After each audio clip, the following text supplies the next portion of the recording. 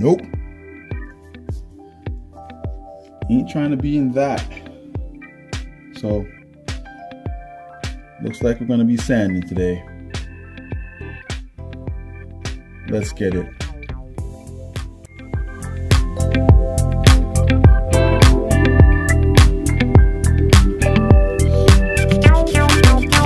On a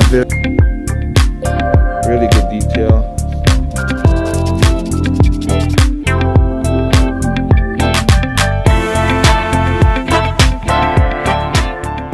Alright, let's recap. I printed the free range chicken and then I added some XTC-3D on there just so it's easier to sand. So today we'll be sanding it and I'll go over some different grits and tools we can use to help us with the process.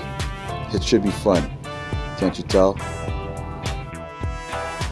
In today's video, we'll be using this grit scale that starts off with 80 grit, which is very coarse, and can go all the way up to 400 grit, which is super fine, that helps you get that smooth final finish we're looking for. There's also a lot of tools like files that we can use that have many different shapes and sizes that will help us get into those really tough areas. And let's not forget our dust mask, because we definitely do not want to be sucking back any of this dust into our lungs. So let's get ready and let's get going. For this model, the surface isn't too rough, so we definitely don't want to sand away the coating. So we want to use something that's not too rough and not too fine. So 120 grit should be perfect for this model. Alright. With 120 grit, I find that this is my go-to for a lot of things, so it's going to sand this product pretty well. As we start, this is what we want to look for. These black areas here, they're the low spots, and we want to make sure that we sand these spots away and make sure that we get a smooth surface similar to this part right here.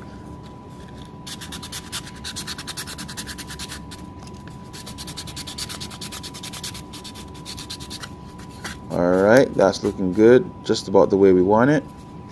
So now we'll just attack this side and start working on these low areas.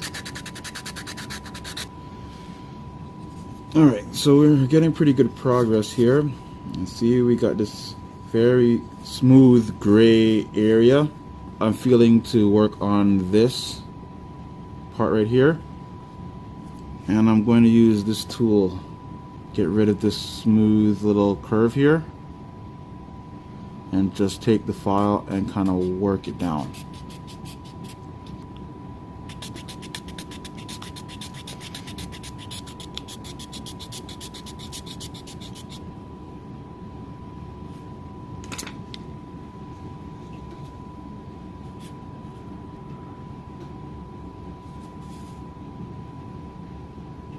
So these areas here, like the fingertips, I'm going to have to find a way to get those back in there. I'm trying this tool and I'm going to scrape it in until I get that shape back.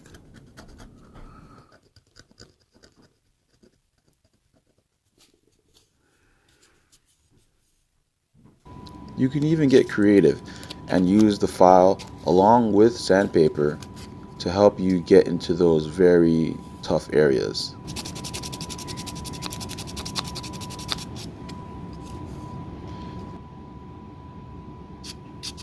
A hobby file set is so useful and it helps with so many things, especially when you're getting into those hard to reach areas and those small little details.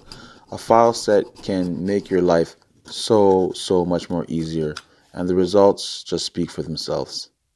I'm happy how this control panel came out. Really good detail, and these fingers came out pretty well. Again, this tool is the one that helped me recover those fingers.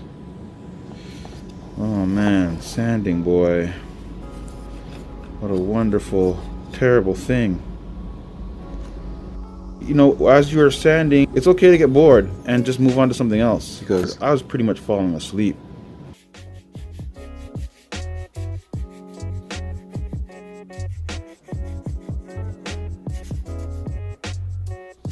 Some of those tougher areas, like the corners and underneath the beak, I was concerned about how I was going to get to that. But this is where this scouring pad came in effect. It's soft, so it's easier to push into the corners.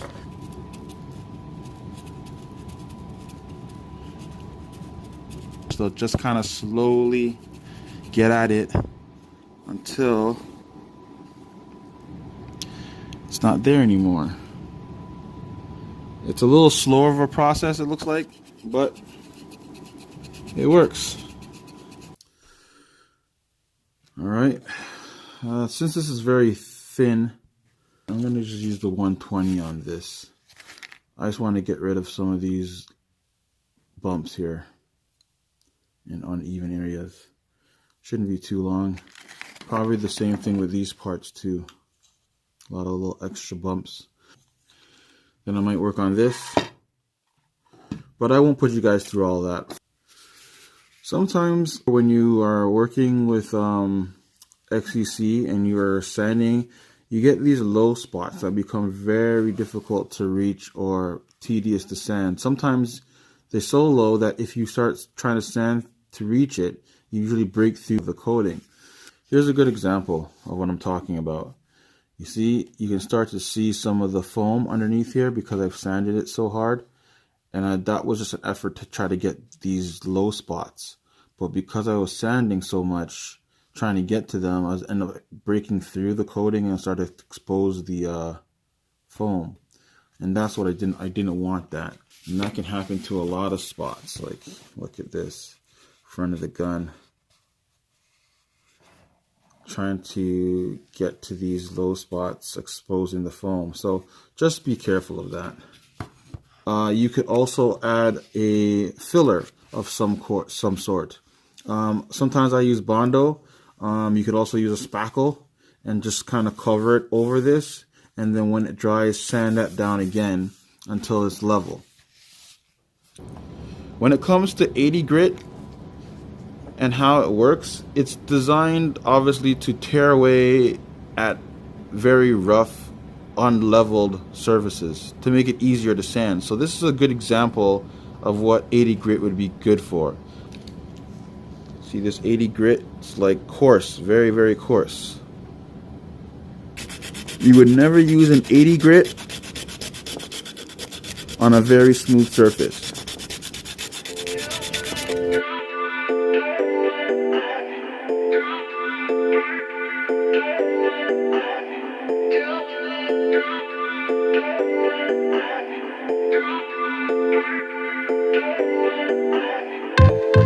Okay guys, well that's it.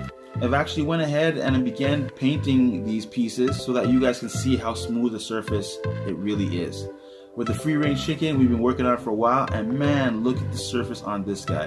It was really, really good. I didn't even expect it to come out this good, but it really did come out well. It shows you when you put in the work and you use the tools, you can really get the results you're looking for. Now, I'm not no expert on sanding. This is what I've learned over time, so take it for what it's worth and try it for yourself. That's the only way you're going to ever learn, and you'll be able to respect the process and get the results you're looking for. And as much as I hate sanding, when you're done and you see these results, it makes it all worth it. You forget about all the troubles you went through. Well, that's all, and I hope you guys enjoyed this. I hope it was informative and you got all the information you need. Please leave a comment down below and let me know what you guys think. I really appreciate it. Also, don't forget to like and subscribe. I really appreciate it if you like and subscribe. Don't forget to like and subscribe. And until next time, keep crafting and have fun. Bless.